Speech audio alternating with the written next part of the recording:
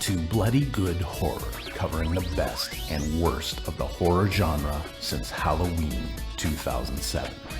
Listener discretion is advised.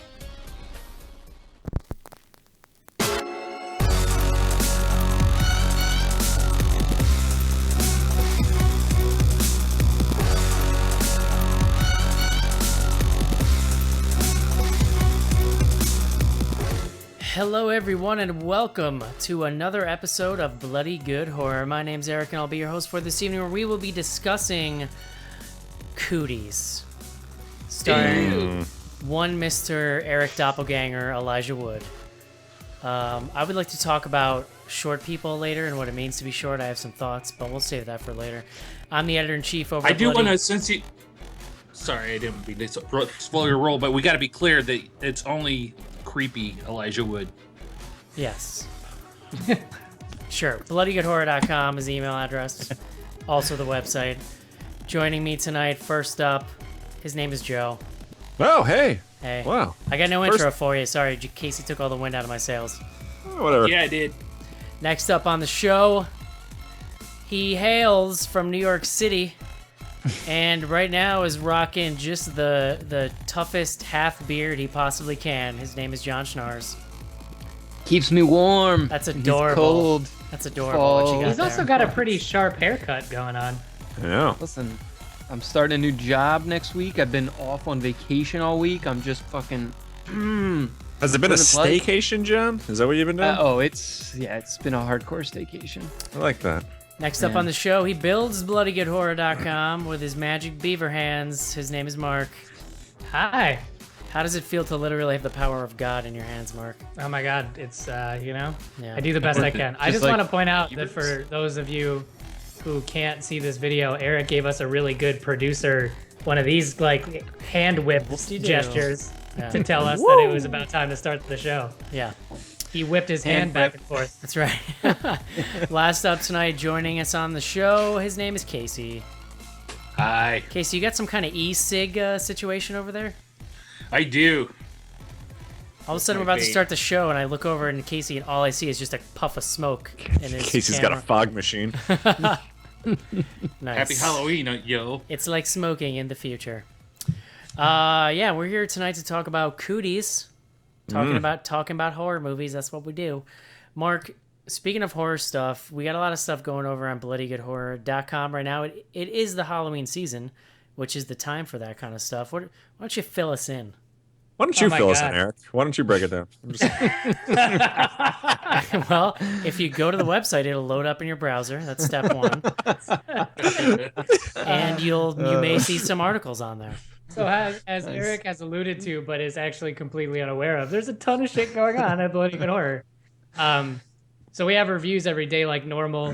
This year we started a new tradition of Toptober, where everyone involved in writing for Bloody Good Horror and being on the podcast is doing a top 5 list of some sort.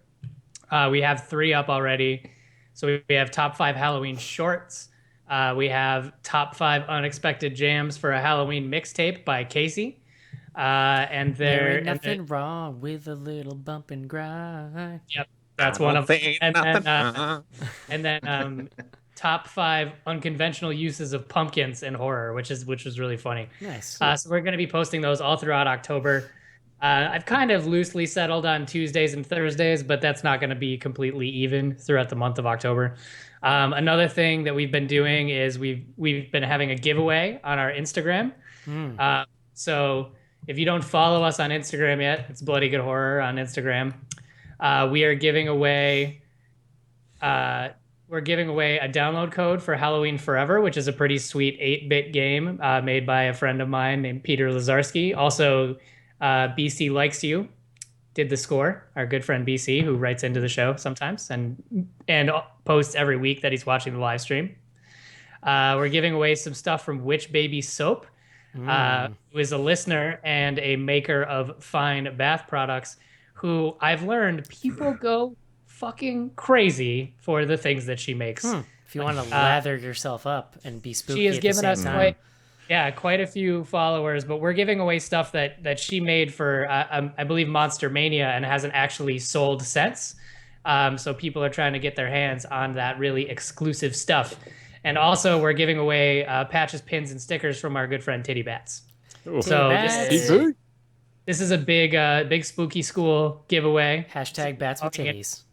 Calling it the Back to Spooky School giveaway. We've We're had a gonna bunch throw of in. We're gonna throw in some new BGH merch, like my coaster here that I am resting my beer. Coaster Game on Fleet. And also some new stickers. So that you have until October 16th, right before the stroke of midnight to enter. So if you follow us on Bloody Good Horror on Instagram, the stroke of midnight. Ooh. Stroke me, stroke me. We're locking that shit down. Yeah. So yeah, follow us, and if you haven't entered already, you should enter because it's lots of cool shit. That is a lot of stuff, Mark. We were gonna pick 2 winners, but I'm thinking that we might pick 3. So stay tuned because we got a lot of stuff. Mark, we should discuss that offline. and also, so we have some more exciting news, but I will let John maybe talk about it a little bit because it is Patreon related. All right. I wasn't prepared to necessarily talk about it, but by way of Patreon update, we probably have what I would consider one of the most exciting updates, and that is so one of our milestones. I think it was the 3rd milestone. Was that Mark would put his beavering skills in high gear and build the first Bloody Good Horror app, and that work's been underway. I think we've maybe talked about it, in an offhanded type of way, but it's close to completed. It's basically a fart app is the basic concept. Yeah. You press a button and it makes a fart noise. But there's a ghost in it. That's why it's spooky. No, I mean, I don't even necessarily want to talk about what the app does. The exciting announcement we're going to make is that probably in the next week, I don't want to nail Mark to a date because then he's going to probably get all, web developer-y and hissy fitty with me. But call the Wendy. I was never given specs or requirements, so. But we're going to roll out a beta version to all the Patreon supporters. Beta, love it. Patron. Yeah, and we're going to be looking for feedback. And, are you sure we shouldn't hedge our bets and call it an alpha? Oh. Wow, dude. Give me a little more credit than that. I was gonna say. Apps sound complicated. That's all I'm saying. I don't know. I mean, they are. How do they work? For the time being, this is an app that you're going to use in your browser, and we're just going to get some feedback from there and see what people think and see what might need to get fixed / added / It done is up. super cool. So if you want to get in on that, Mark, you would do what? Pledge to Patreon if you haven't already? You would pledge to Patreon, yeah. So we're basically going to be leaning on our patrons as our testers. So before this thing is released into the wild, you guys will kind of get a first crack at it, which is really cool. If you ever wanted to step into my shoes and just give Mark relentless, unsolicited feedback all the time, this would be the way to do it. If you want to troll feedback Mark, never stops. Yeah. I asked our writers for feedback and immediately was like, that's not the kind of feedback I'm looking for. This app is a garbage app. For garbage people. Is it supposed to be garbagey? They're walking, talking diarrhea people. Is it supposed to smell like that? I don't think that's right. So there you go. Yeah. Awesome. If you're already... also, what John did mention, he did post a picture of it that I reposted on Instagram, but John is going to be spending the rest of his vacation stuffing envelopes with stickers and coasters to send out to patrons. Jelly beans and stickers. We've also ordered the first round of t-shirts. So in the next couple weeks, you should see those being delivered by storks to your doorstep. How much do you pay the homeless guy to lick each of those? No, Eric, come on. I got the envelopes with the sticker on them. I'm not inhumane here. Schnars, He's seen Seinfeld. He knows what can happen. Schnars, I got to say... watching this video chat here, you're bringing me around on the goatee as a concept. I mean, now, here's a question. Did you shave that into a goatee, or is that just because you don't have any hair on the side of your face? There is hair on the side. Okay, that's all you got. You know what my favorite part about this? Look at my neck. Eric had the opportunity to actually pay attention to what was going on the website, and instead he was just staring directly into John's No, I picked up all of it, but just slowly towards the end, I just started drifting off into just a fantasy place. Into a very shallow field of stubble. Yeah. No doubt. BloodyGoodHorror.com, so do that. There's lots of stuff there. Nice work, buddy. Hey, thanks. Website game on fleek. Also in fantasy amazingness land, we had a listener last night, and I guess I knew this existed, but just something you never think about. But apparently our MySpace is still online, and there's just a bunch of amazing pictures on it. You should have started with apparently MySpace It's is still a online. thing. And Well, I then- knew and that then they. our MySpace I is mean, I knew also they were kind of doing music stuff, but they must have just taken our old page and just converted it over to their stuff. And obviously, I don't think we ever touched it. But you basically just go on. No, there was photos. no manual transfer of.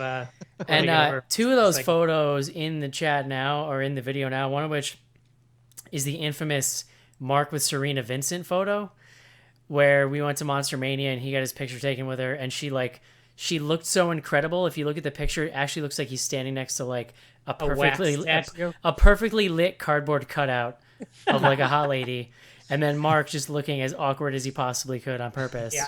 And it's really great. He's got some sweet mutton chops too, which is a look he hasn't rocked in a Our while. MySpace is a good documentation of my early experimentation with different configurations of headgear and facial Like hair. Mark's second or third puberty that he went through.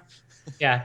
Yeah. It took me almost 30 years to get this situation together, and a lot of that is documented on our MySpace. Also, this really amazing picture you're seeing right now of Schnars in his plastic Jason Voorhees mask. Like, so this came back to me, John. I forgot about this picture, but it was your first ever icon on the site. I don't know if you remember that. Like, we asked you to send us a picture, and you sent us that. That was the first time I saw your face. I remember being like, "Who is this douche?"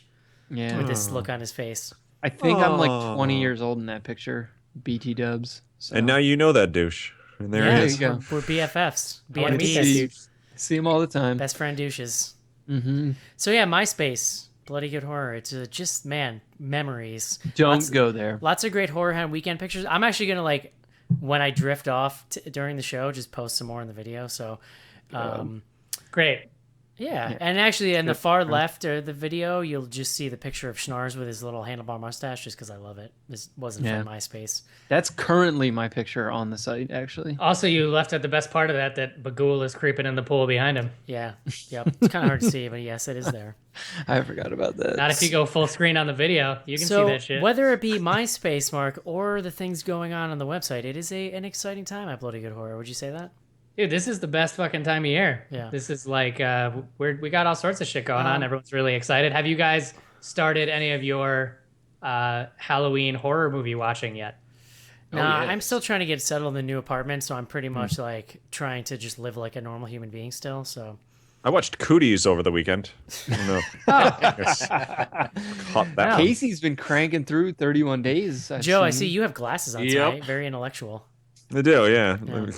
I wanna look smart. Makes you look classy. Casey, you wanna sneak in a quick plug for your 31 days here?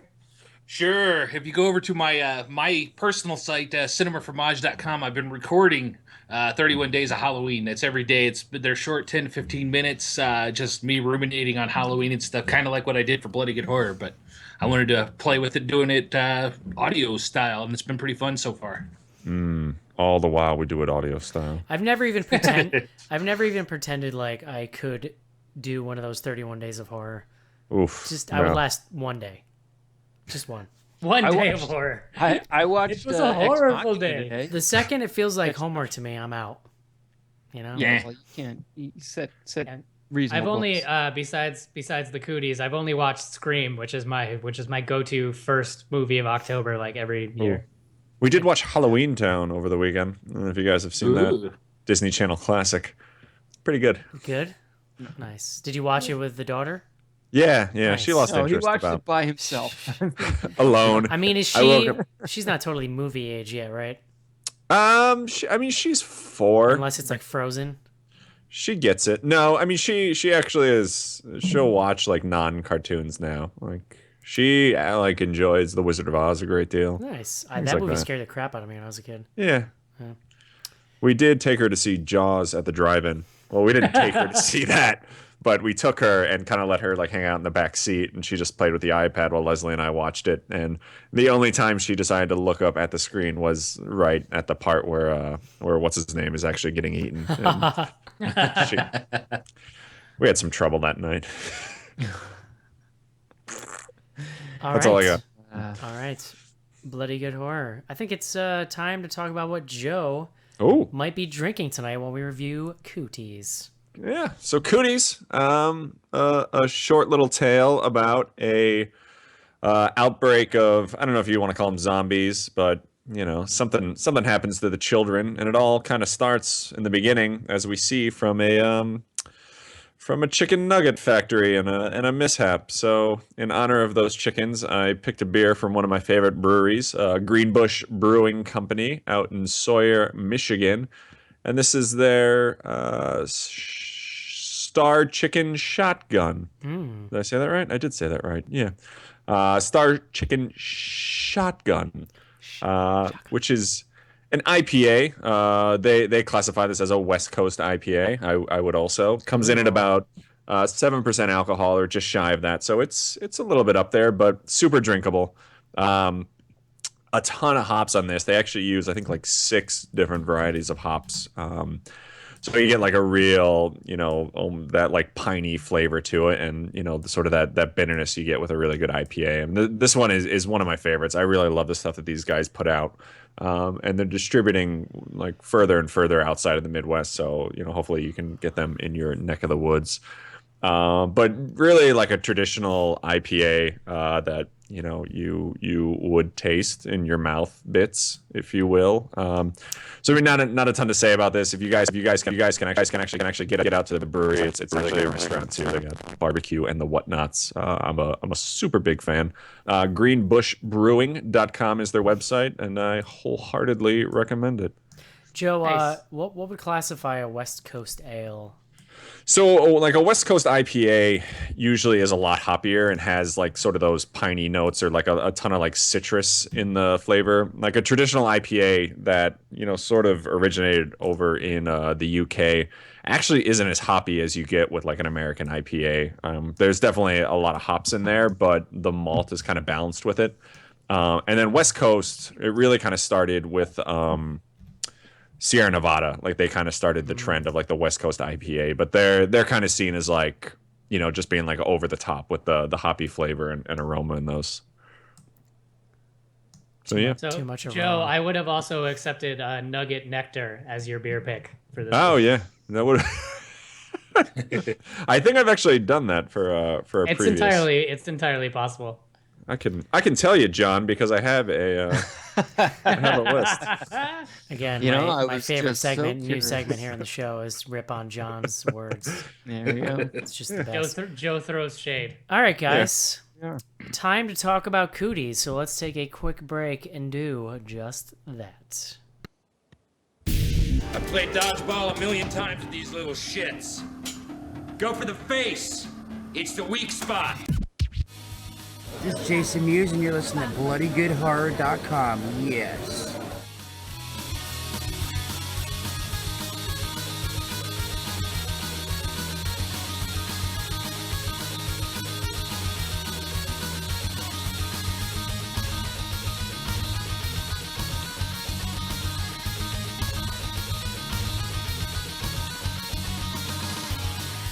This is it, gentlemen. Your big breaking TV. Fuck the prime time, bitch. Main feature. And we're back. I knew we were coming back because Mark was giving me On producer fresh fingerlings, air. so- I'm trying to learn everything I can from Eric's producer Foo. We're back on NPR. Oh man. Well, normally you'd give like an actual countdown, but I don't really know when these things time out, so I just It's like I you're just like, swayed my arms wildly, like basically. cranking your way back into this segment. Yeah. John, Yes. words. What This, do I they mean, this isn't really the appropriate time, but there isn't really an appropriate time to talk about this. But, I don't even know. Can't wait to well, hear where Casey you're saw it. This frat video today that came out. They got this frat kicked off of their campus. Joe, did you What see this? school was the No, frat I at? did not. What? Can you tell It was me? at IU. Oh. Alpha Chi Omegas. Yeah, you know those Omegas. You know what they be like. Yeah, it was like a bunch of naked dudes and some strippers, and there was some cunnilingus happening, and it was a real gross scene. Eric, like I really felt don't like when you use that word. I felt There's itchy general. just watching it. There's a video of this on the internet. Apparently, yeah, I did not watch it. Shockingly Joe enough, will I be did right not watch back. it. Yeah. Can we pause this for? Well, you for a can couple mute, Joe. minutes? Go ahead. We're about to do John's word, so you won't really miss anything. Let me guess. It's Cooties. Joe. All right, well, let's find out. Let's take a quick break and then do the word of the day.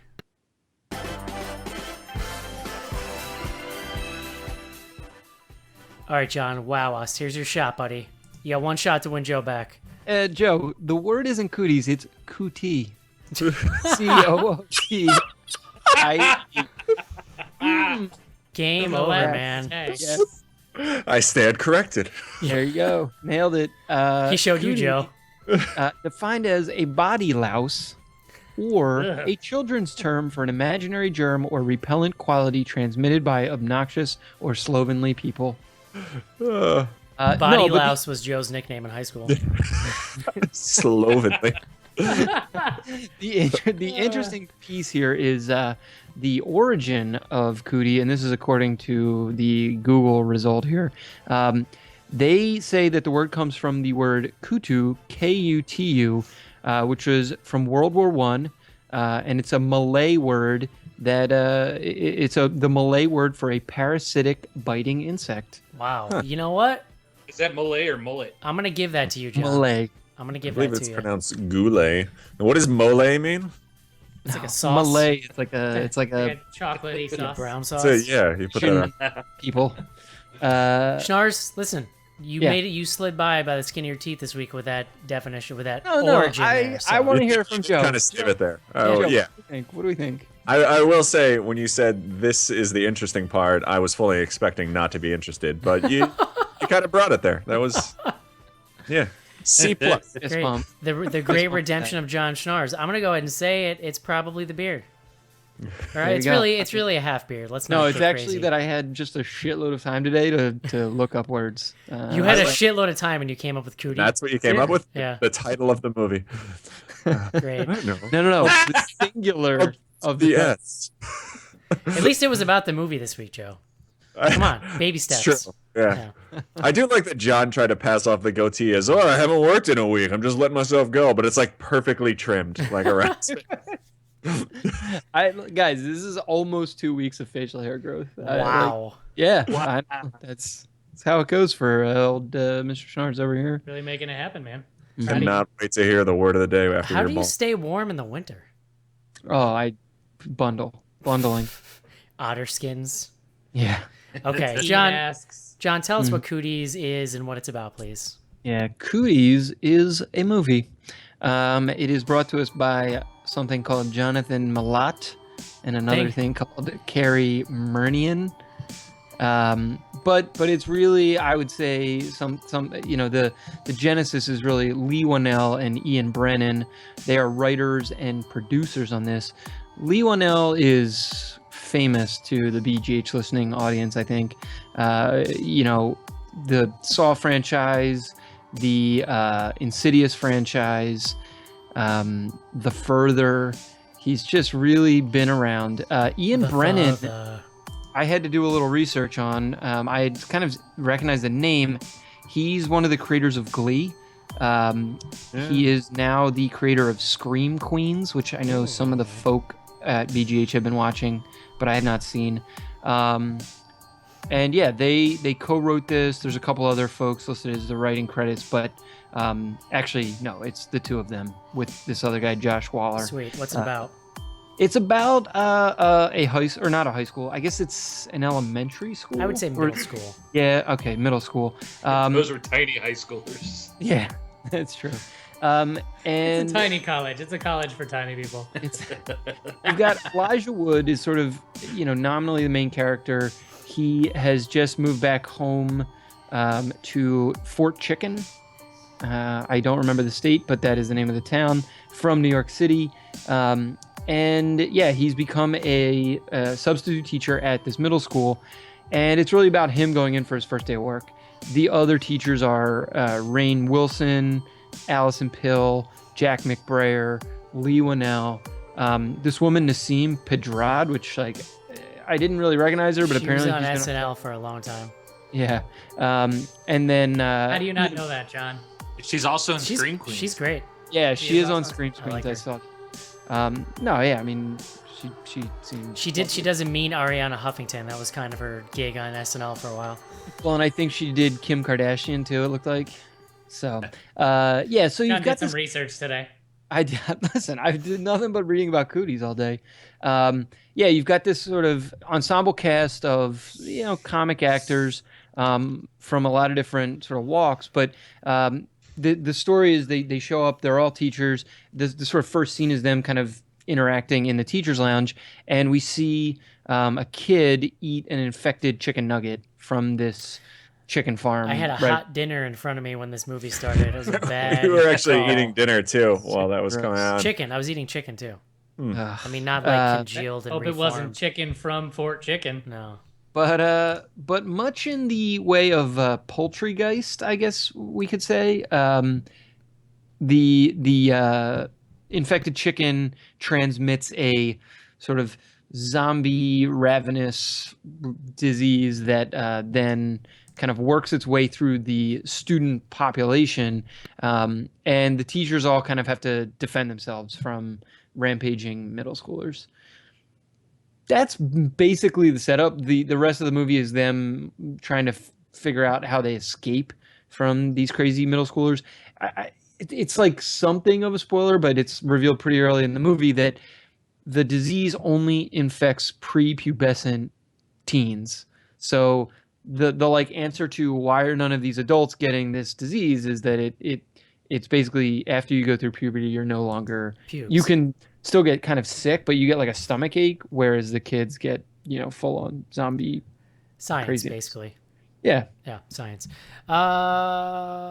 Mark, Yeah. what you think of Cooties? I thought that it was really funny, and that's about it.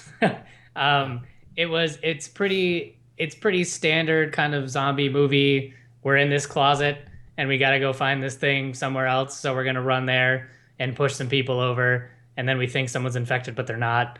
The actual horror portion of this was not super compelling or original, but the cast in this movie is fucking awesome. It's a lot of like really likable comedic actors and some pretty decent writing. So it was really fun to watch. It could have been less of a horror movie and I wouldn't have really cared. Like if it was something kind of like Hell Baby, where it's like pretty much just like straight up comedy and That barely movie scary. is so good. Yeah, I mean, like, so this I could have done with even more of the comedy and more of the writing and less of the horror stuff. The only thing I'm having a hard time wrapping my head around is like, I can't even remember the name of the movie, even though I looked it up today. But do you guys remember that movie where it was like the couple in Mexico and all of the kids were like compelled by some strange force? Yeah, come out and play. Come out and play, yeah. So I was trying to think of another movie where kids were just like offed. And even in Come Out and Play, the worst that ever happens to kids is that they're like hilariously tossed into a lake. And in this, like, kids are straight up like fucking violently murdered. Yeah, it's didn't really. I mean, they're zombie kids, right? So It's also the Eric tone is was- very light. I think if it was like a straight up serious horror movie, it would be way totally. stranger. But I think it's worth pointing out that it's almost like it almost makes it more funny because it's like, how the fuck are they getting away with They're this? just This so is flip about it. so ridiculous. We should talk about it more. My feeling was that they let the kids rampage a shitload. Like really, it's almost an hour into the movie before you see any kid really get served. Really and at get that it. point, Served. Yeah. you've seen these kids like chew off several people's faces. So Yeah. Right, they made them Yeah, enough they of a did. threat that it made sense to, violently off. them. Yeah. Yes. Not for nothing, but they're not even that cool before they become zombies. So who, the kids? yeah, Yeah, no, agreed. they were weak. Joe, Cooties. Um, What's your I feeling think on I- Cooties in general? Just having them and touching girls. I got cootie spray, so I'm usually all right. I probably enjoyed this a little more than Mark. I actually liked it a lot. I think it's a really good movie to watch with somebody else. Like it's probably not as fun on your own. I watched this with the wife because we were actually looking for something a little more lighthearted for spooky time. And I thought this is actually a really good movie for like this time of year if you're looking to watch with like a few people. I think that's a good I know, observation about it. yeah. I mean, I do think that actually was kind of original. Like I know Mark, you said it's kind of standard, which I get, but I do kind of like the twist that, only children, who haven't gotten their hair parts are the ones that can get infected. I thought that was kind of like a nice little play on the sort of traditional zombie stuff. So like the cast, I think we'll talk about it more. Like I think this wouldn't have been nearly as good with like a lesser cast. Like I think everybody in this was really great. Probably my favorite character was what the hell's his name that we were talking about today? Who did the Insidious movies? Lee Winnell. Yeah, Lee Winnell. Lee Winnell. He was hilarious in this. Like He was. pretty much. It's probably the only thing I've ever seen him act in that I was like, that guy's funny. He was great. Like he pretty he's much really starts good. out. They show him reading a book of like how to interact with people, and then the rest of the movie is just like him trying to connect with people. But like it doesn't Well, make and that any sense. sequence Shut was one up. of the funniest parts. When And what did he keep saying? He kept telling people to like be quiet who Yeah, were be not quiet, actually yeah. talking. Like it was great. Like I thought he was really good. So it was usually with like horror comedies, there's kind of stuff that you like chuckle a little bit or like, oh yeah, that's clever. But like this one, I thought and it goes to like Hell Baby as well. Like I thought was actually funny. Like there was parts where I actually laughed out loud. So I really like this. Casey. So yeah, I was pretty excited for this one coming in from the trailer. In product, breaks down into three distinct parts for me. The first part was pretty good. It had a good build up. Middle part was not good, very good at all. It really kind of drug, slowed down, and then they brought it all back for the third act, made it a lot of fun. And that's when you got into the really wild shenanigans and it got crazy, and that was a lot of fun. So overall, I give this one it was a lot of fun. Easy enough. You give this one a lot of fun. Got it. Yes. Three funds up. I didn't really have any expectations for this, actually. Like most things, I wasn't really paying attention to it. But I do really like... Mark kind of hit the nail on the head for as far as like my feelings. Like it's just such a likable cast.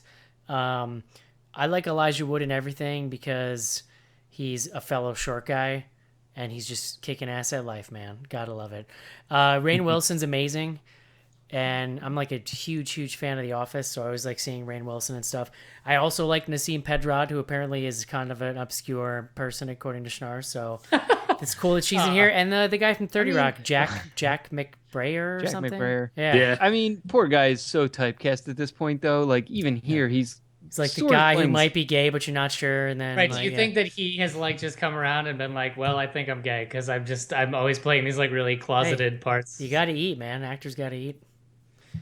But yeah, this movie is, I described it over email as a trifle, which Joe did not enjoy.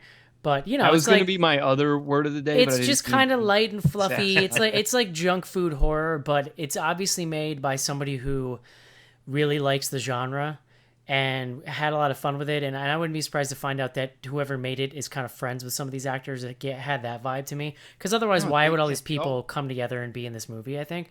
Because at the end of the day, it's not the greatest horror comedy ever. And frankly, like I agree with Mark, a lot of it is just kind of unoriginal, it's uninspired, oddly uninspired for a movie that's so ridiculous. Like there are moments where you're just like, all right, well, I think I agree with Mark that it maybe should have just gone harder into the comedy area instead of trying to be scary in parts, because it's just not that scary. Who's the actress, the female lead? Allison Pill. Okay, what do I know her from anything? She's on the Newsroom. Okay, she is delightful. Yeah. She's really good in this movie. She was in something She was in else. we Scott watched. Pilgrim. Yeah. We didn't watch Scott Pilgrim, but she was in that. But yeah, I really like this movie, and I think Joe's point about watching it with somebody is probably really key. I watched it by myself, and I think that I probably missed out on a lot of just enjoying the dumbness of it by not kind of having somebody to laugh with. But, such is life with this show. It's like a lot of times you're just trying to get a movie and you can't really Are you trying to make us feel sad for you right now? Is that what's happening here? Eric, Allison, just to get off this train of thought, Allison Pill was the crazy teacher in Snowpiercer. So that was another thing. Wow, did not put that together. She looks like a little bit like the woman who starred in Drag Me to Hell, but I realize they're different people. like kind of blonde and mousy, and I mean, white people look the same to me. Yeah. it's true. It's very true. That is a stretch. And they both look like Schnars, so I don't know. Just kidding, man. Eric, would you like my thoughts on this movie, or Sure. where are we at with that? No? Sure. Okay. What are your thoughts on the word a trifle? I actually thought that was a very accurate way to describe this movie. Thank you. Who was against it? Joe? Joe. Yeah, that's okay. Should have known. And he's muted now anyway, and he's trying to counter argue. So God damn it! No, it's a dessert, isn't it? I'm still confused. I'm not against it. It has two. Some words have more than one meaning, Joe. John, can you confirm that? I don't. I literally sent you the dictionary definition after you argued with me. But your definition did not have the dessert part. No, that came after that, and I thought we covered that already. Well, hey, John, what do you think about this movie? So there's a couple weird parts to this movie in my book. One of them is that Elijah Wood is basically the worst character in the movie. And yeah, he's not that likable, and there's no real arc to him. There's no real arc to anybody, which is kind of obnoxious. Well, yeah, I mean, high level, I really liked Mark's point about if they had just leaned a little harder into the comedy, I probably would have liked it even more. I left way more than I expected to. You guys mentioned Lee Winnell being really funny. I thought Ian Brennan, the other writer, he plays the vice principal, who gets killed pretty early on, but while he was like in the movie, he was great too. Yeah, I agree. Some of the best laughs I had. He's kind of playing a mix of like a Steve Coogan and what the hell's the guy's name from Workaholics, who's like the guy with the mop, the big mop. I can't remember now. Oh yeah, I know what you're talking about. Blake? He's just incredible. Blake, yeah, he guy. looks like Blake, but he's kind of got like I don't know. In any event, I thought he was amazing. You know, overall, I thought a lot of the actors were really solid. The pieces that like the Jorge Garcia, who plays the tripping sort of security guard, there was like one joke there that was funny, but they kept bringing him back, and I know it ends up being important in the movie, but it was just kind of like, okay. Well, they had to make that one afternoon they shot with him in the van worth it in the grand scheme of the movie. So. We have him for 15 minutes. What can we do with him? There was something about that he said that made me laugh, but I don't recall. Well, when he asks, like the very first scene in the movie is him asking Elijah Wood if he's the shroom dealer, and then Elijah Wood being like, "No, man, I don't know what you're talking about," and he's like, "Okay, do you have any shrooms?" I kind of wish that the principal didn't fight it so early, because I thought that he was one of the funniest characters, because I couldn't even figure out what they were going for, like what the personality type was, but it was just he was just saying the weirdest shit. It was really funny. I think to really make one of these movies work, you have to have a really super likable character at the core that has some kind of interesting arc throughout the movie. And Elijah Wood's character is really never likable because he's kind of a weenie. And then they send him on a little bit of an arc, and then it kind of in the third act they just go, psych, never mind, and then it just goes the other direction. You're like, well, that was kind of weird. So you don't I don't know who you really, I guess the Allison Pill, is that her name? It almost some ways makes her the main character. I think she probably, it's not, there isn't even really. But you start off the movie with Elijah Wood. That's why you're kind of, Right. I think I can appreciate them. Sorry. I was going to say that I appreciate them trying to switch it up as far as some of that stuff, because some of that stuff, if they would have gone where we thought they were going with Elijah Wood and everything and Allison Pill and whatnot, it would have been pretty bog standard comedy endings. So at least they tried. I don't know that they pulled it off. Yeah, I just think that because of the way they did it, it lacks any kind of emotional thing. Like, even if it's just on the surface, it's nice to have a little feel-good moment at the end of these movies, you know? Yeah, but like to Casey's point, I think that like the Elijah Wood character is such a fucking weenie. It would have just been it would have been a kind of groan-worthy moment to have him just end up in like I come from New York, so now you're gonna love me. I also does anyone else feel like they kind of ran out of money at the end? Like all of a sudden you're in the finale, and then it seems like there's more, and then they just go, "Where are we gonna go? Where there's no kids," and then bam, and then it's over, and you're like, "That didn't really seem like it was supposed to be the end of the movie." It did end very abruptly. Yeah, which I assume was kind of like leaving it open for a sequel, but. Well, it's one of two things, right? It's either leaving it open for a sequel, or it's like just saying like, fuck it, we just made a movie where we killed a bunch of kids. We can't really go anywhere from here. You know, like it wasn't like they were going to find some magical orb that was going to unkill all of the Yeah. kids that they killed. Right. So they didn't mean- really have an out other than like It was just edited oh, this is weird. happening. Yeah, Literally. I think it's a pretty big stretch to think that they're going to get that entire cast back for a sequel too. So I did kind of expect it to like actually wrap up in some way. It literally I felt don't to know, me though, like they like, ran it's- out of money and they had to just figure out how to end it in that scene. I mean, how long could it have possibly taken to shoot this movie? You know, Yeah, like that's true. Yeah. it takes place in basically one setting, and all they had to do was kind of run around and say some funny shit. I mean, obviously, honestly, it while takes- the biggest make it- expense and like logistical thing, I'm sure, was all the practical zombie makeup and stuff because you had a ton of kid extras in the movie. the effects were really Yeah. good. I thought in this, they didn't, a rare example where they barely used any, even like in indie movies now, people kind of lean on a little bit of extra CG to make these effects happen, and it didn't really seem like they did that with this, which I thought was cool. I thought the movie too. It really kind of focuses. Has these gore moments and uses them as fun things in the movie, and it's interesting to review this back to back with Green Inferno. We were kind of having this discussion last week about. To me, it's not just enough to have gore in your movie. That's not fun to me. But this movie's doing it in a fun way because the premise is so ridiculous. To then throw the kind of slapstick gore on top of it makes it more fun. It was a little bit interesting as far as the gore goes too, because like all the stuff that was in your face and the actual attacks, they didn't show as much of that gore, but then they showed you more gore after the fact. Case in point, when Lee Wanell was dissecting this kid, when he looks up, I'm going to dissect him. They went pretty gory on that, but you didn't see the gore of what happened to the kid. There was a beforehand. lot of bodily fluid situations going on in this movie. Like a lot He of was just, like, so funny. I'm super- wearing gloves. No, you're not. Right. I think that's one of the biggest takeaways, that if you handed me a list of this cast and you told me that Lee Wanell was going to be the funniest person, I would have said that you were insane. I did. I thought Yeah. Rainn Wilson was the funniest, but Lee Wanell is definitely like right up there with him. I think. Rainn Wilson was really good. This is like the first time I've ever watched him in a movie and not like I hadn't been thinking Dwight Schrute the whole time. Like I was actually Yeah. It's a different character for I him. like It's his kind of this look was- rednecky gym teacher, and Well, and the look was very extreme. He went in a completely separate. I could have maybe done know, out with it's the funny. extended riff on the dual wheel rear wheel joke. I was about to say that cracked me up more It was every a time little- he did it. A little much. Dual real. Well, that's I Dual think real. he had one joke through in the movie. There's It was a extra classic tires, comedy basically. callback to the Yeah. dual. It's Girl. funny though.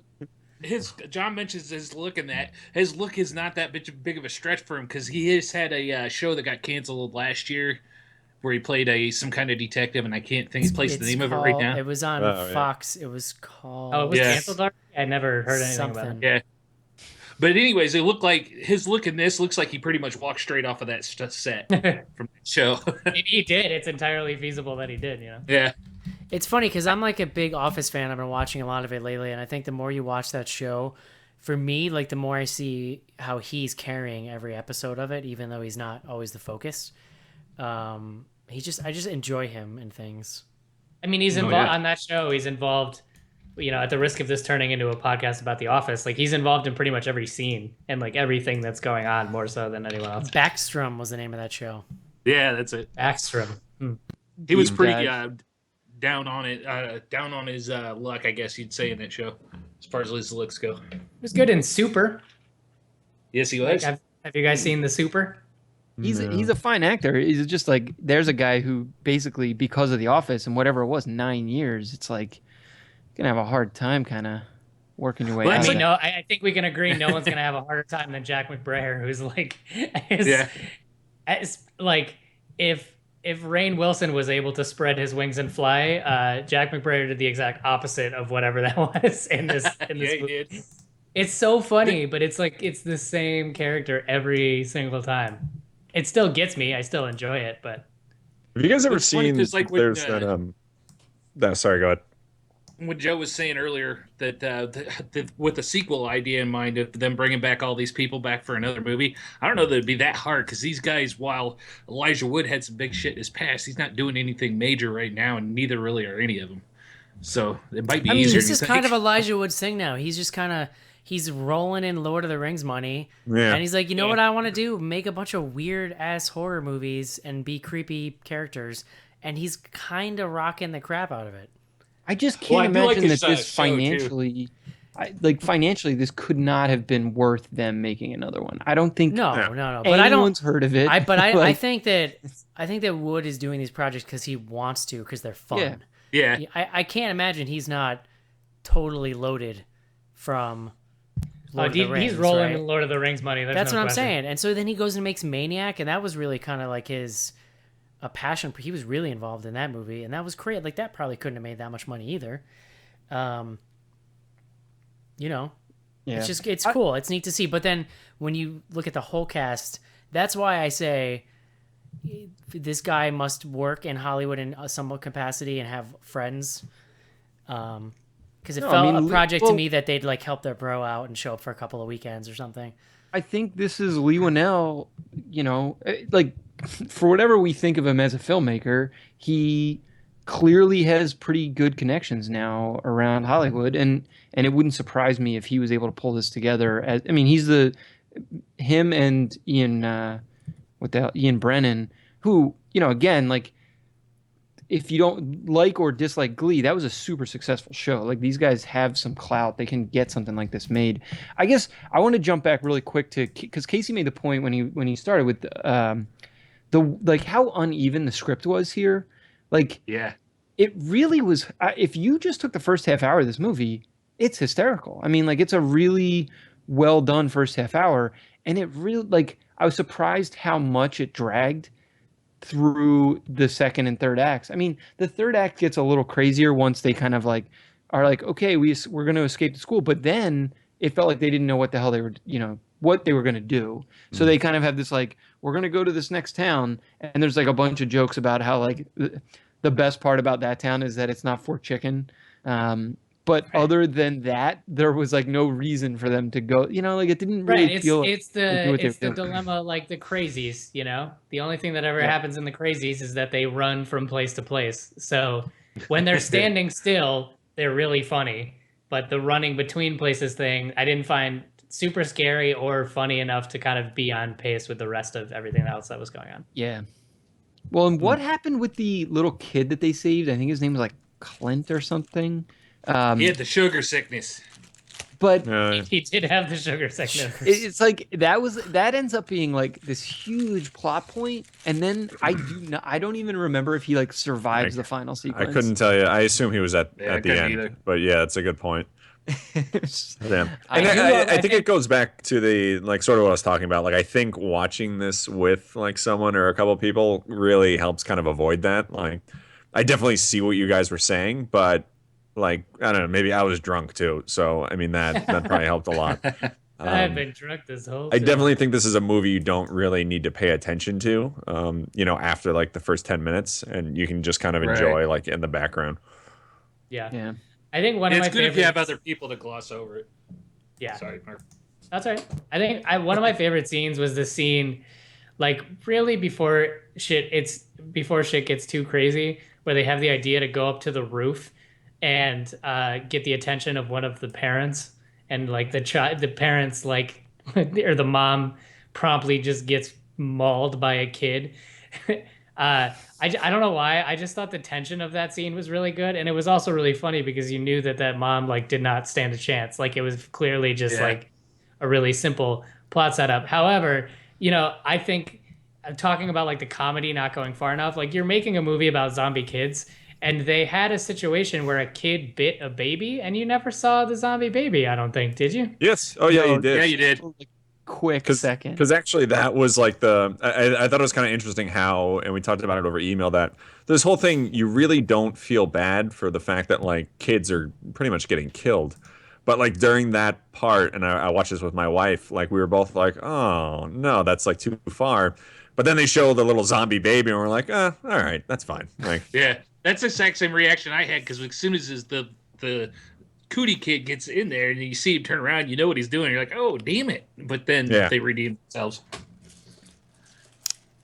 The Cootie kid. Yeah. Cootie kids. I don't have a lot to say about this movie, John. It was a trifle for me. That's all it was. It was a parfait. Little summer fling. Yeah, I mean, With some whipped where cream would you and nuts on it. where would you stack this in your like recent horror comedy sort of batting order. This would pair perfectly with like a double feature with Knights of Badassdom. I didn't See, see I would that. put this above that. I would put this below Hell Baby, but Yeah, I all would I put can it, think of is Hell Baby, and that movie's way better than this one. See, I would go. For me, Tucker and Dale is probably number one. Hell Baby's number two, and then this is like a bit below. But I just think of Hell Baby, and then I think of the two cops eating po' boys and drinking beer, and it's just it's the best. I just couldn't get part of like over the third act of this when we hit the peak chaos of it, when everybody comes back and whatnot, and they really wanted to be Knights of Badassdom in that scene. We They haven't done really that for want the show, have we? yeah, we I did. think so. did, yeah. Is Dinklage in that? Yep. Yeah, Yeah. that's right. I I didn't believe like that it. was where you coined the term dinky file, I think. If you're like a Dinklage yeah, I recall not thinking that movie was so good.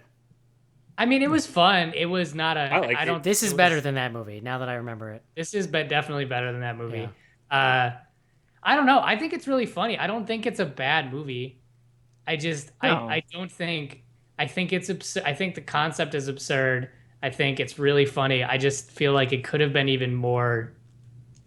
If it was more absurd, it probably could have or would have surpassed Hell Baby territory, because it's like super fun and the cast is awesome. But like, there's just some kind of generic zombie business, even if it is little kids going on, that I just thought was kind of boring. This might be a good like in the background on Halloween movie if you're having a party or something. Totally. Yeah, exactly. Yeah. Exactly. Then you look over and you're like, If wow, only for he just hit someone that to kid in log the in and be like, face. Why are they killing children? Yeah. Yeah, right, exactly. It's good, like little nonsense. was- And this is very this. Go ahead, Chris. I was gonna say Mark's right though, because like if they would have gone at this more of a like a trauma flick, I think it would have been really good. Because You there's mean a lot like of elements. Poltergeist? Night of Well, there's a lot of This is elements. poetry That and dust. Class of Nukem High, the original one too. There's a lot of similarities between the two, just with Yeah. the way they're set up. And I kind actually, of the for message the you got opening going. scene, I was like, oh, like Poltergeist. Yeah. Because it's basically what that movie's about. The I was disappointed they didn't do more. Again, like maybe because I feel like this was probably shot within like a day. They definitely, during the climactic moments, they ended up at like, I don't even know what you would call it. I would call it like a discovery zone or something like that. You know, like a children's play place sort of situation. And that to me is a perfect example of like, they didn't do anything with the setting other than the initial visual, like the fucking like Beyond Thunderdome visual of the, you know, kids surrounding them in that kind of play place. Like you could have had the whole movie in there and it would have been really funny and given you lots of like different gags, and they really just didn't go super far with it, which was kind of disappointing. But Yeah. They did that whole like kind of Beyond Thunderdome thing at the very end, but yeah, you're right. Like there wasn't any like them being chased through tunnels or anything like that they really could have gone after hard. I don't know. yeah, I just, you know, it seems like a weird thing to nitpick about, but like I think this movie's super funny. I wanted it to be a little better, and it's pretty, I feel like there's just some areas that you could kind of pick out and be like, just have a little bit more fun with it, because it's such a fun and ridiculous concept. I don't know why you wouldn't just like go totally insane with it. I did enjoy the baseball gun. Yeah. That was solid. We played the clip earlier, but it was for me the funniest moment in the movie when Rainn Wilson's like, I played dodgeball with these kids a ton of times. Aim for their heads. It's their weak spot. No, aim for their face. That's what it is. Shit's funny. Killing kids. Am I right? I don't have much more to say about this. I assume, Mark, there's no movie guide and or tweets about this tonight. I'm guessing not, since it's not. I mean, it's kind of timely, but Yeah. I can look up to see if there's movie guide. I bet you there's some I'm sure- good general tweets about Cooties on Twitter. That's probably tough to narrow down. No, but just about Cooties. Like, I don't care if it's about the movie. Yeah. That's what I'm saying. Like Yeah. to dissect from the ones about the movie and just Cooties in general. Sheila got cooties. I hear the kids are Search using like Twitter. Cooties, Elijah Wood, tiny handsome man, and see if Yeah, anything comes up. Let's do it I live. feel like it turned into tiny. It so- turned from tiny. Now that Let's we wait pointed this out out. that he looks like you, it turned from tiny creepy man to you saying tiny handsome man. So I What had are this Eric's thoughts about this short people, weird, though? That's surreal moment when watching this movie, because where you realized that you were going to be the person that had to go up in the duct to save everybody. no. So I'm short, and You ever, Mark, you probably have this. You ever run into like a little short old guy and you're like, wow, that's so weird. And then you stop and you think, oh my God, that's what I'm going to look like. And then I had this moment where Elijah Wood is walking down the hallway in the school in the beginning of the thing. And I just like, because of the way it was framed and shot, I became acutely aware of how short he is. And I like had this moment where I could see, I was outside of my own body looking at myself and I'm like, wow, it's really weird when people are that short. It's weird. It is. Eric, Yeah. you It should is not creepy. watch Lord of the Rings. Just stay away from it. I really Well, no, had everyone's an in this existential movie. crisis while Don't- watching this movie. Short people got more problems. Yeah. Listen, it's not easy, Joe. It's not I easy mean, they being used green. his tininess as a plot device. Like he had to save the day because he was small. But as in all things with this movie, it was really Alison Pill that was like saving the day. Like, no And- shit, he's probably taller than me. Yeah. He Oh my God. probably. Can someone Can we look it look up this and up? find out? Yeah, I'd like to know how tall he is. Hold on. On the plus side, Mark did fit snugly in my child's car seat on the way to Horror Hound. So, I mean, it's got its- He's listed on the internet at 5'6". Yeah, are you? There's no Doubtful. way he's 5'6". No. This on doesn't the internet- like Danny Trejo's listed as like I was 6'4", right? I am Trejo's taller than Danny Trejo. 5'5", and Yeah. the internet lists him at like 5'8". I'm which like is just- 5'3", 5'4". No, Hey, I stood next to Danny Trejo at Horror Hound Weekend. I am taller than that dude.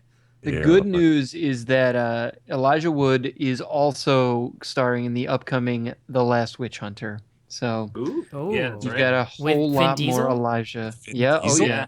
nice. Wow. It's Elijah Wood, Vin Oh, that's Diesel, right, he's and the priest. Rose Leslie. He's the priest who like wants to help the witch hunting. Yeah. For all his life. Anyway, right. short people, they're weird. Now I get it. Which is All right, guys, would you recommend Cooties, Mark?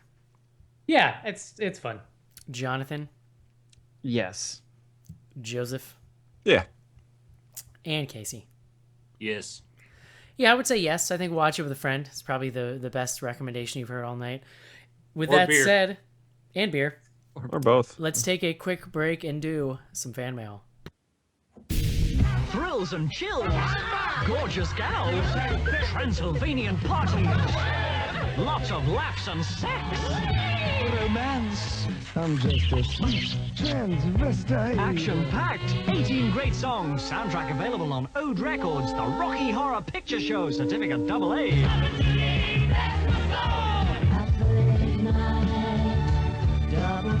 Now exclusively at the Rialto Coventry Street. Hi, this is Gunnar Hansen, Leatherface from the Texas Chainsaw Massacre, and you're listening to Bloody Good Horror.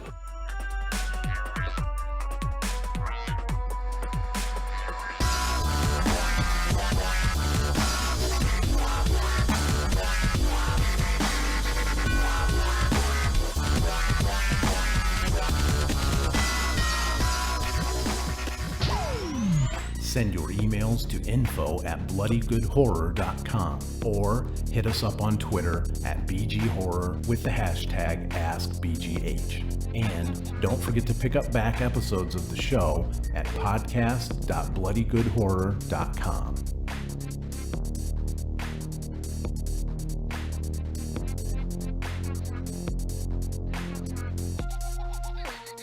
And we are back in the house, ready for fan mail. info@bloodygoodhorror.com is how you send it.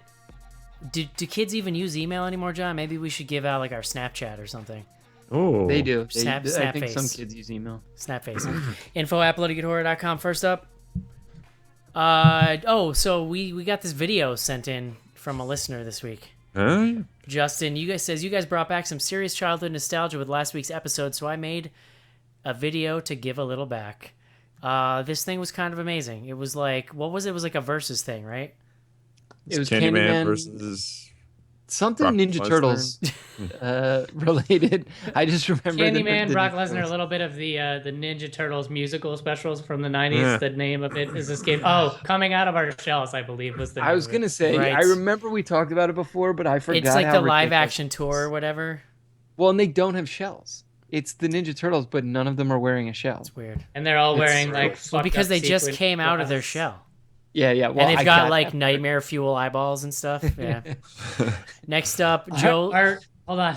Our grandmother did not have many VHS tapes at her house, but she did have the Coming Out of Our Shell store tape. So I've watched it probably 500 times. Oh my god. All right. I'm gonna read this email here. We get ask BGHs from Joe Lind all the time, right, Mark? Does that sound familiar? Joe Lind. Yep. All right. Yep. Well, I'm gonna read this email and assume that it is a joke. If it is not a joke, I apologize. But Oh god. I gotta I don't know assume if I'm ready for it's this. really I like funny. where this is If it going. is a joke, it's really funny. So I just want to read it. Okay. All right. It's all misspelled, so I'm gonna do my best to get through it here. He says, I started to listen to Yu's podcast for a long time now, and I have a boner to pick with Joe.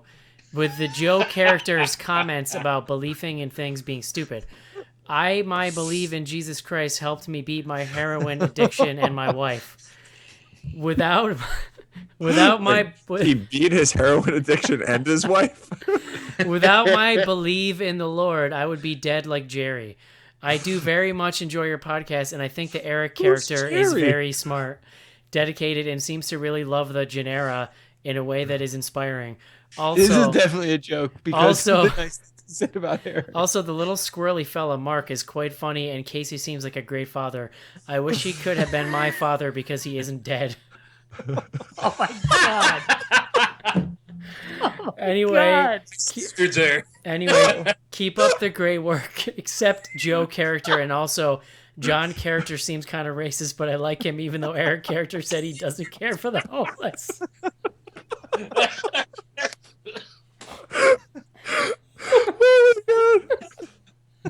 I would love a weekly correspondence from this guy just about what he's done for the week. I don't know. That John character does seem kind of racist. I It's, have I don't. no idea. What did I have- can't. I have It doesn't make any tears. sense. Tears coming out of my eyeballs right now. If we ever get individual business cards, I want mine to say, I don't care for the Joe character. No, your title will be Joe character. That's your title. Oh my god. I can't. I don't even know. All right, thumbs up. I'm glad I decided to read that. Next up, Craig Chaos. Follow that, Craig Chaos. Yeah, sorry, KK. Craig Chaos. Do you think that Quentin Tarantino looks at Eli Roth the way a football coach looks upon his son that doesn't like sports and prefers ballet with utter disappointment? # get a daughter. I don't know what that means. I knew Eli Roth lost his mind when he said in an interview that Hostel 2 was such a better film than Hostel 1. That is a crazy thing to say. Will you be doing Eli Roth's new film, Knock Knock? I believe it comes out next week, and I believe he wrote and directed it himself, not just Eli Roth Presents. FYI, if Brock Lesnar was in the Green Inferno, he'd have eaten the Cannibal Tribe as soon as he showed up. Thanks, Craig Chaos. That would be the way you would turn the tables on cannibals. I think Knock Knock is already out, or it like has been released in some places, but not others. I'm unfamiliar with this. It looked interesting, but well, I don't know. It's on our list, put it that way. So, but no, it's not. It actually doesn't look like it's been released. Sorry. Next up, Brian from North Carolina. When Joe and Mark go on their movie dates, does Joe ever try the old hole in the bottom of the popcorn trick on Mark? If so, did it work? Ask BGH. He might have sent these on Twitter too, Mark. I apologize. But I do not have to. All right, Mark is fully receptive. Yeah. There's no That's why trick. Joe traps me in the child seat. Mark- in his Mark car likes so this that he Joe can have his character. way with me for a week later. He also says, I recently heard that there's going to be a Nightmare on Elm Street Dream Warriors remake, which begs the question, as a teenager in the 80s, was Casey rockin' with Dokken? I managed to miss that wave somehow, and I feel like I missed out on something special. For the uninitiated, Dokken did the theme song to that movie, and it was like a music video and everything. Oh yeah, Dokken and Wasp. Nice. I had the soundtrack. I loved Dokken as a child. Fun fact: the guitar player George Lynch fucked the shit out of his arms during the filming of that when he broke through like this wall and apparently just like cut himself to hell. Wow. Because he like broke through the wrong part. Huh. Big fan. Very nice. Yeah. Maureen writes in, I've been listening to your podcast for a little over a year and I absolutely love it. I'm listening to back episodes and just got done with the one from 2009 where you covered The Fourth Kind. I loved how you all pretty much tore the movie apart. I went and saw it with my girlfriend in college when it was shown at the Free Theater on campus. We were pretty drunk and high and must have missed Mila's speech at the beginning. It's the best part of the movie. Saying the footage wasn't real. So she's confused here. Mila gets on for like 5 minutes and says it is real. She's like, it's really real. It's real. Really, and she's standing next to the director too. That's the best part. Real. Anyway, and she goes on, because we thought it was real and were freaked out in the theater, wishing we had some of those tinfoil hats the kids from Signs wore so the aliens wouldn't probe their brains. Anyways, drugs are fun, kids. Stay classy. Maureen from Buffalo, the lovely city of Buffalo. Buffalo. Go Bills. No, Tatanka. That was a ridiculous episode, though. We went to town. It's just that movie, man. Yeah, my favorite is if you ever Google Roger Ebert's review of The Fourth Kind, that's kind of what got me going off on it, because his whole review is about how heavy the marketing was going into it being real, and how he just went and Googled all the claims and couldn't find any evidence of any of it, and that's the whole review. And then at the end, he's kind of like, yeah, the movie's terrible too. It's just great. He just said totally went off the deep end. Mila Jovovich is alive? Jovovich. Aaron says, I'm pretty sure Green Inferno ripped off South Park Rainforest Schmain Forest episode. Pretty much the same plot points. No. I mean, that would not surprise me. We're getting to the point where you can do a South Park did it. That also, Jennifer Aniston was on that episode. She played this substitute teacher. South Park's a weird thing, because you could have seen, let's say, 10 years of South Park episodes, and then there could be a kid nowadays who watches it who hasn't seen any of the episodes you've seen. It's been around that long. I haven't seen an episode since the heavy metal episode, and we watched that at Horror Hound, I'm pretty sure, in 2007. I remember the exact moment I turned on it, and that was the opening episode of season 10, when Stan gets like testicles implanted in his knees, and then he can play basketball for some reason. You know what? That episode's really good. No, I'm out. I can't do it anymore. I like South Park. I don't watch. I don't like. It's not like appointment viewing for me anymore. But I'll still defend it, even though I don't really watch it that much anymore. Yeah, it's not. That was it. I had to bow out. Too much for me, buddy. Michelle, as I write this, I'm watching the Green Inferno podcast, and I have to throw in my 2 cents regarding Goodnight Mommy, which you've mentioned a few times during the show. I saw Goodnight Mommy at the Stanley Film Festival back in April, and the only thing I can say without getting spoilery is holy shit. Enjoy. Can't wait to hear your take on it. Your number 1 fan in Colorado. Michelle. Smoking them tweeds. Yeah, we're really going to try to see it. I mean, it's like a bunch of spiders having a meeting on top of your head. It's Friday. Next up, Terrell. Damn it, Joe. Terrell, who would win in a fight? Fuck.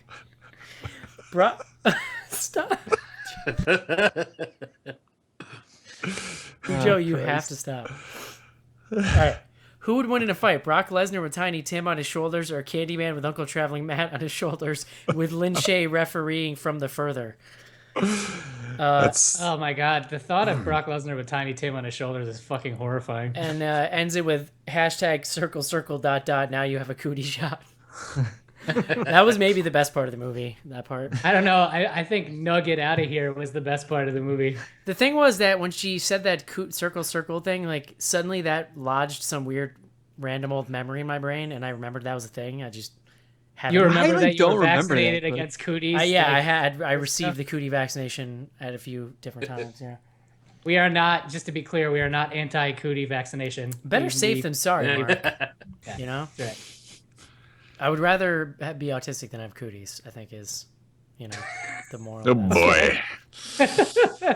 Listen, I got my flu shot 2 days ago, okay? Moving on.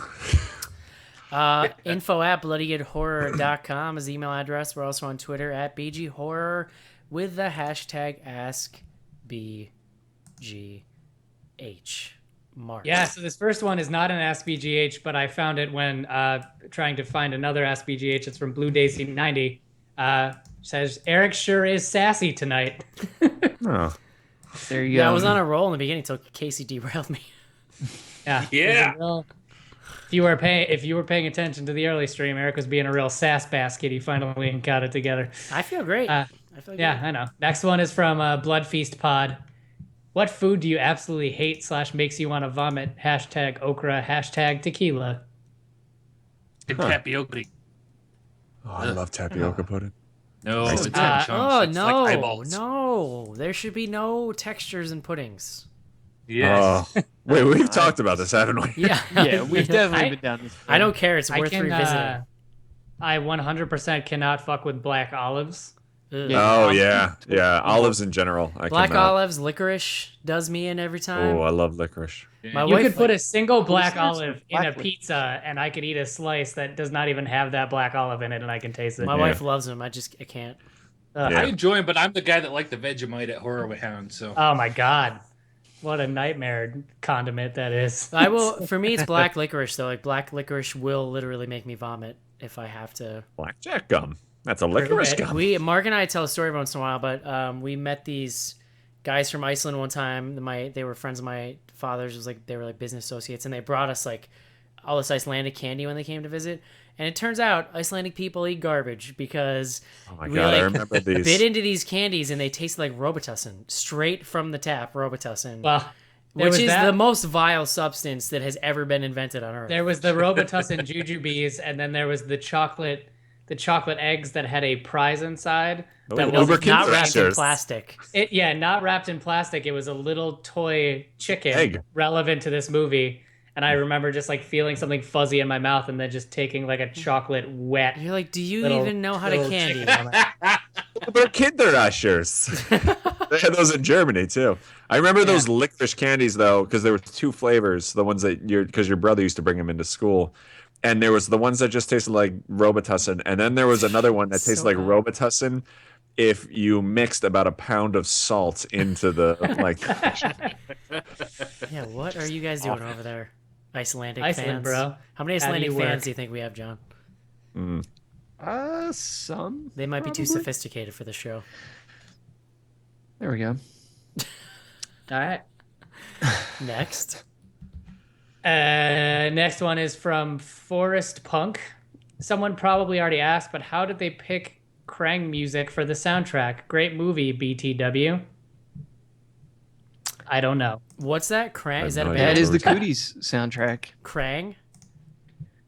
Krang. Like the K-R-E-N-G. like the sentient brain that fights the Ninja Turtles? Yeah, but with a K and an E. Krang is spelled with a K, Mark. Okay, well, with an E. Okay.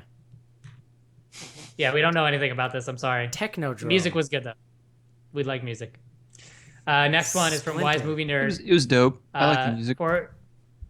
For Casey or John, not sure why Joe was left out of this, are movies like Cooties harder to enjoy now that you have kids? Yeah, did that phase you guys more? Nah. Or is it cathartic?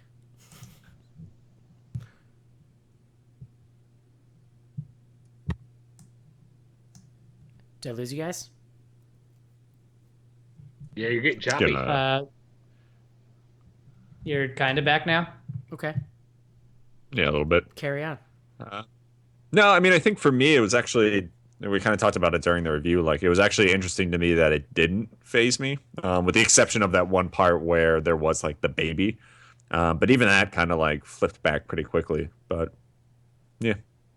Yeah. Yeah. Well, this it depends movie, on the context. It deals with, we're basically dealing with tweens here, which, I mean, are the worst. Casey should probably speak to it, but yeah, I think we're all okay with. I'm guessing that was intentional too, to make you okay with it. They actually are little assholes, so it's okay. Yeah, like, do you remember how much of an asshole you were in like 7th grade? Because I do. Ugh, that was disgusting. You know, it's like, yeah, it's just it's not a good time in anyone's life. Anybody. Yeah. Next one is from Alan Murch. This is a good one. What do you think is the best example of a horror remake where the original and the remake are great? I say Fright Night. Fright Night's a great example. Evil Dead, right? Fright Night remake was awesome. Evil Dead. Dead. Dawn of the Dead. Some people that are not me like the Crazies. The Crazies remake was fucking awesome. The Fly. Yeah, I mean, you can go back to some of those 50s, 80s remakes too, like The Thing. House on Haunted Hill. Sure. Sure. Yeah. Sure, Joe. We can if you just say stretch that. for it. We don't have a the feet's reputation. still up kind there. of breaking up for me, so Fright it's Night's Hairspray. Sweet. Go ahead, Mark. Hairspray. Sorry, the Cut feed's Joel, breaking up please. for me, so it's just everyone screaming over each other, and then me hearing "Go ahead, Mark." Next one is from Pittman1382. What other podcasts are you guys listening to? Mark got me into this You Made It Weird podcast hosted by Pete Holmes, where he like interviews comedians. It's pretty amazing. It's like Chris Hardwick's podcast, but I don't hate him, so I can actually listen to it. It's so fun. The way I describe it's like it's if WTF is really depressing and like Comedy Bang Bang is really hacky, this is kind of somewhere in between. Well, it's weird because Pete Holmes, by all accounts, kind of has a personality that I could totally see somebody hating, but for some reason I find him endearing, so I can listen to him interview comedians. Whereas like Chris Hardwick, I just want to punch him in his face. Well, and he doesn't just interview comedians; he interviews like actors and actresses and all sorts of people. It's fascinating because they talk about more than career shit. They get into some like really deep stuff and It's also like get life into shit. some really silly shit. Yeah.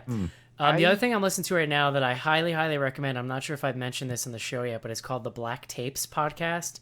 Yeah. And it is basically a satire parody, not really parody, it's like is it satire, John? I don't know. Of Serial, but the story is like a horror, creepy, spooky story about these paranormal tapes that they find and they're researching them. And it's so well made. You know, some of the acting's a little, but it's fun. And it's like, you can tell there's a lot of love put into it. And I think have we talked about Limetown? That's the other one that's in that same exact genre of I haven't like heard of that one. fake NPR show. I think some folks were talking about it on the Slack channel, but the it's great. There's only been 2 episodes. I listened to the first 2 and thought it was really well done. I would love, like, the Black Tapes podcast to me is something that I could use 20 more of different types of that in my life. Like, it's kind of what I want. Mark, you sent me that Welcome to Night Vale. It's kind of what I wanted that to be like, and then just kind of I stopped listening to it because I just wasn't that into it. I wanted something a little more, like, in-depth and serious, I guess. Definitely do Limetown, Eric. Just listen to the first 2 episodes. I actually would say it's kind of like Serial meets Lost, because the sort of like inciting event is they pretend, or it's fake obviously, but this town of like 300 people disappears, and it's this woman who's like investigating it because like it was like a big news event for like a couple days, but then it's kind of like gone by the wayside. And yeah, in any event, like the I said, thing it's with really the thing with Black Tapes too is like it's just really, really well produced, and they pay attention to nice little details, like the way that the recording would sound if this person was doing this thing they're supposed to be doing, and that I feel like makes it really immersive. Yeah. Haven't you guys listened to Here's the Thing with Alec Baldwin? Yeah. No. It's he weird. has his own like, show? Yeah. Holy It's shit, I gotta listen to that. Does he it's just pretty berate interesting. people? No, he does like legitimate interviews. Like I only find it interesting when he's talking to people that I want to hear interviewed, because it's super dry. Like I've tried listening to it like while I'm running and stuff, and like What's you it just called? can't. It's called Here's the Thing. Here's the I Thing. gotta get on that. I'd love it, like Baldwin. Yeah.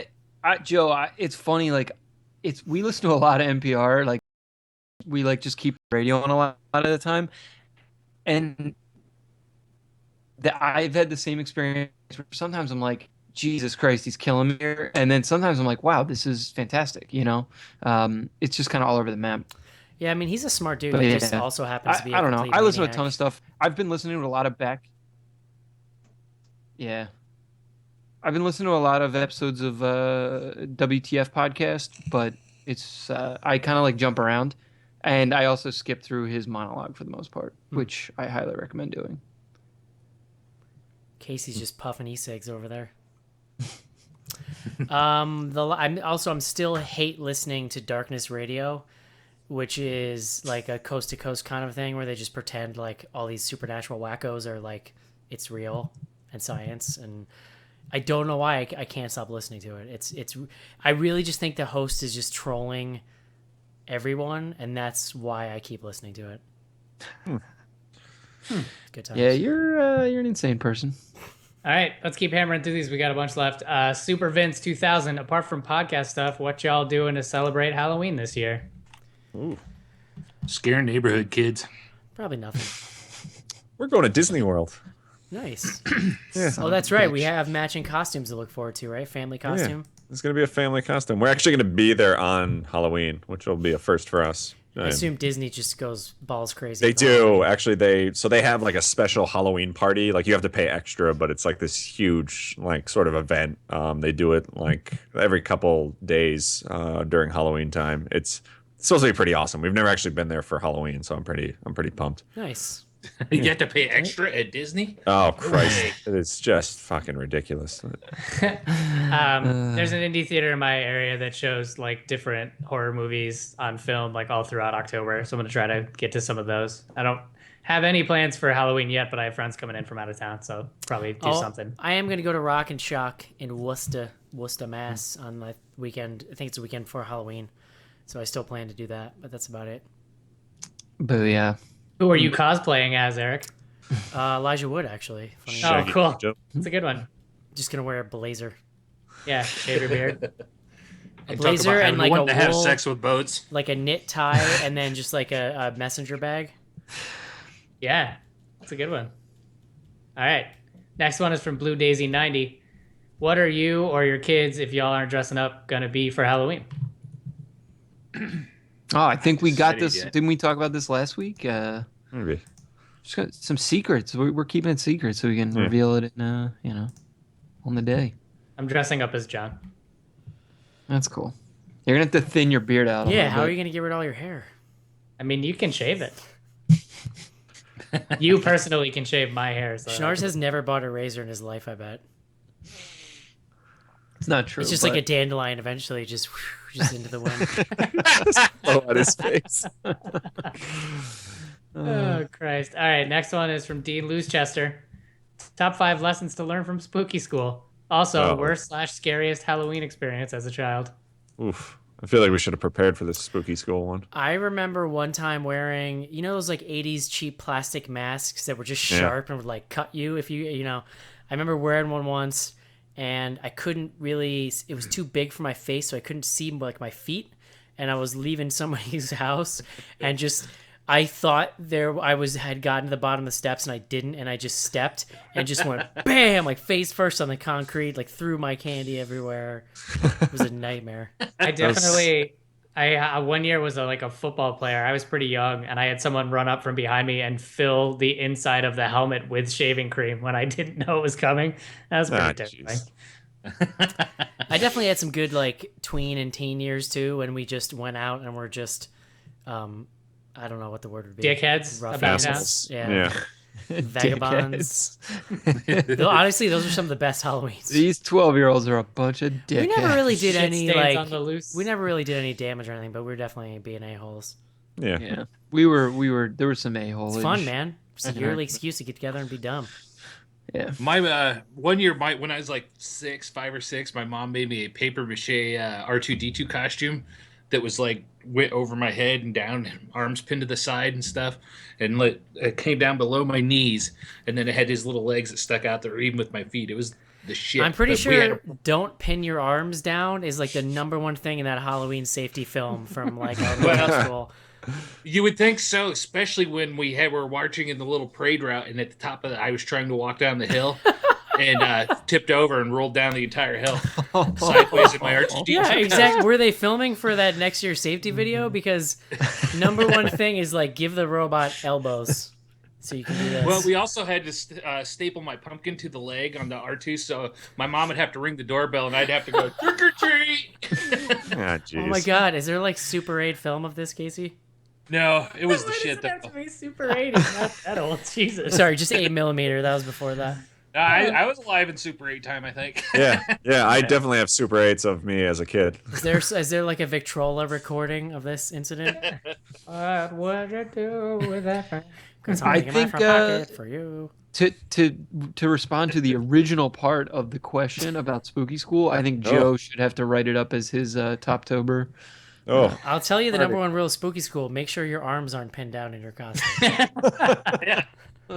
I was thinking about this today because I was kind of watching the tweets. I cannot remember one thing from Spooky School. The only thing we remember was that we said it was practically prison. Yeah. I was about to say that's actually the one. Spooky School is basically prison.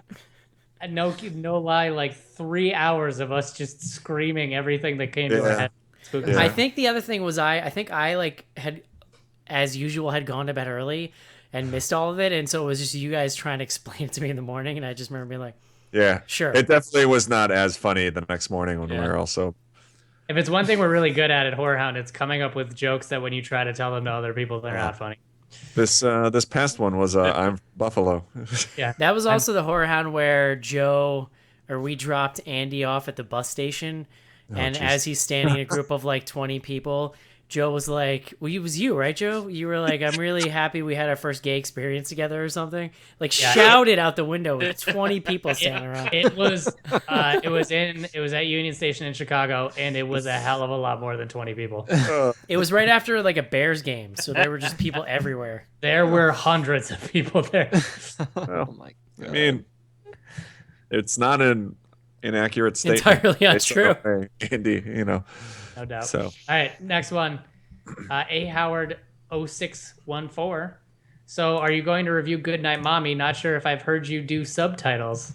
I'm insulted by that. It's been a while, but we have before. We're gonna do it. We just got to figure out logistics of doing it. So, but yeah, we want to. It looks really fun to me. I mean, spooky. Yeah. Next one is from Philly's Femme, our own Sophie. Hold up. Wait, are y'all not doing an episode for The Final Girls opening October 9th? Is it opening wide? No. It's not. It is opening this week, but it's getting unlimited. I mean, we could put it on the list if we can get it. Yeah. No, it definitely goes on the list, but starring Malin Ackerman and Adam Devine. Ooh. I don't know Isa Farmiga. I don't know who that is, but it's probably Vera Farmiga's daughter. Sure. Who's an actress. I think it is. No, I'm pretty sure it is. Sister. Younger sister. Oh. By 21 years. What? Yeah. She was born in 1994. Can you believe that? Interesting. I remember. Vera Farmiga is delightful. So I will take more Farmiga in any form that I can get it. Well, Farmiga. Yeah, this movie looks pretty good. I haven't seen a trailer, but I'm definitely down to watch it. So much Farmiga. All right, it's another horror comedy too, so it's on topic. Dig it. Two more. Wine movie nerd. Are there movies you find scary now that you're older that you didn't find scary when you were younger? No, it's usually the opposite. It's probably more ones that I actually understand now. I think we've talked about this before, like Jacob's Ladder. We probably get a lot more now than as a kid. You don't really get the whole Vietnam PTSD thing. Yeah, exactly. Yeah. I was even gonna say some of the more sort of atmospheric stuff that's, for lack of a better way of describing it, too slow. Stuff where you can appreciate the pacing more now. Yeah, a kid just would not sit through. And I can't even give you a great example. Although I would say, if you go back and watch some of the really old 30s and 40s things, you try showing them to a kid, I don't know they're gonna get as much out of it. But I think if you're at least able to come at it, maybe not to be scared by it, but to at least appreciate what they were doing, it takes a little more processing, obviously. George C. Scott's The Changeling would be a good example of that. I would never watch that when I was a kid just because it's slow and it's pretty dry. But watching it as an adult, I had to turn the lights back on. It's good. It's creepy. Yeah. Ren and Stimpy scared me a lot more as an adult as it did as a child.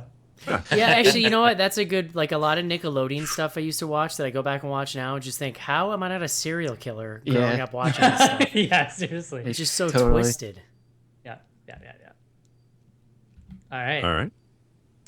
We've got one more. This is another good one with a hashtag that I assume is a joke from old Robale. This is Robale. What's all of your favorite back episodes? Chernobyl Diaries or Nightmare Remake are mine so far. Hashtag Schnars demands penetration. I don't remember that. There's been so many episodes that I just don't remember. I do remember having fun in the Chernobyl Diaries one, though, because you guys were trying to convince me that the bear who came out of the closet wasn't CGI, because that makes sense. That was real. The bear scare. The bear scare. Valor Rising, I definitely remember enjoying picking on Schnars. I think anyone where we kind of goofed on Schnars. Yeah, I really Everyone has a enjoyed great time in those episodes. I think My Soul to Take really stands Yeah. out for me. Yeah, that's like a definite go-to. Any movie, like, honestly, if you're looking for a strategy for picking out classic episodes, pick movies you know suck, because we always have so much more fun on those episodes. Like a movie like, not to say that we aren't having a great episode now, but Cooties was fun. But like when we are just like mercilessly shitting on something, that's when we're at our Things the worst episodes tend to be middle of the road stuff. That's not to say that like the other parts of the episode aren't good or might not Like have great Europa stuff. Report. I mean, instance. I was not on that episode, and that's likely why it was so bad. That's definitely John Shelton's fault. And just like that. I always like the year-end shows too, and like those are always fun. Counting down the lists and stuff. Yeah. Yeah. True. Oh man, this year we get to do a year-end show and like dress up in Christmas sweaters and see each other on the video. It's gonna be great. Oh yeah. Right. I'm gonna be drinking hot cocoa with a candy cane sticking out of it. I don't think I have a Christmas sweater. I will have my Bigfoot sweater. Nice. I'm sure I could procure like a Santa hat though. Yeah. Sure. I think you could get a sweater at one of the like a Salvation Army situation. I'm already wearing my sweater. I'm gonna go on record right now and say it's gonna be one of our better top 10 lists for this year too. Yeah. You look at some of the stuff we still haven't seen, Krampus, for example. Oh my God, Krampus is already number one. I don't even care if it sucks. Mark's giving it number one based on I ain't care. Number one. Dude, I fucking love Christmas movies. I love monster movies. I love like comedy Christmas monster movies, obviously. So it's like it's right in your sweet spot. It's right in my sweet spot. It's like up into my sweet spot. I don't want to think any more about Hello. Which is ironic because it's actually salty up there. What? Okay. You're both gross. Wait, what? It's sweaty. So do you want to talk about what we're watching next week? Or Deathgasm. I think very excited. I think we had previously announced we were going to watch Goodnight Mommy, but we've done the research. It doesn't look like it's going to happen, and so we're going in a different direction. We are experiencing a deathgasm next week. Deathgasm. I'm so excited about this. I'm just going in cold. You have no idea what this is about. I'm going to be so disappointed if it's awful. But I think we actually had a review on the site today that was very positive, so I've got high hopes. Yeah. Cool. Yeah. Mark, Eric knew about that. What should people be checking out on bloodygoodhorror.com? Hey, Schnars, F you. You should be checking out bloodygoodhorror.com in general. New reviews every day. We're going to be posting really awesome lists all during the month of October. And also, I forgot to mention this, and he's going to be really mad. Evan is reviewing Scream Queens. He's reviewing every single episode. We have reviews I'm up. really liking that show. It's each week it's funnier. Yeah, we should dedicate some time to it next week. So check that out. Also, follow us on Twitter at BG Horror. Follow us on Instagram for sure. If you haven't entered that contest, you definitely should. We're giving away tons of awesome shit. So that's Bloody Good Horror on Instagram. Does CC have a book club going on right now? No, but they are they're about to release the second episode of Something Red, so look out for that in the feed in not too long. There's a new Instamatic coming in the feed this week too. So wait, but Something Red, will that be on the free feed? Yeah, And This will is episode Instamatic 2. be on the Patreon feed? Yes. So for those who kind of don't know the dealio, they're going to kind of rotate in and out. So first couple episodes of Something Red you'll get on the normal feed, and then so this month if you want your Instamatic, you can get it behind the Patreon wall. So patreon.com/bloodygoodhorror to find out how you can get that and the live streaming and access to all the classics and merch. Alan merch's merch. Boner time, basically. Info@bloodygoodhorror.com is how you can get a hold of us. Check out the website and everything else. And next week, Deathgasm. Yeah. Hope you guys enjoyed the show. We'll talk to you then. Adios. See you. I miss you, T-Dog. Bye-bye.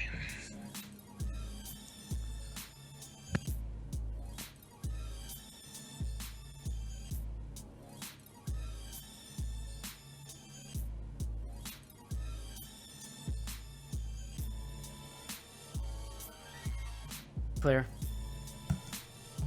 All right. I might have to like talk to Verizon John and just kind of ask him what's going on, because like it seems like the last 2 episodes, as the stream went on, it started it tanked in the back half of both episodes.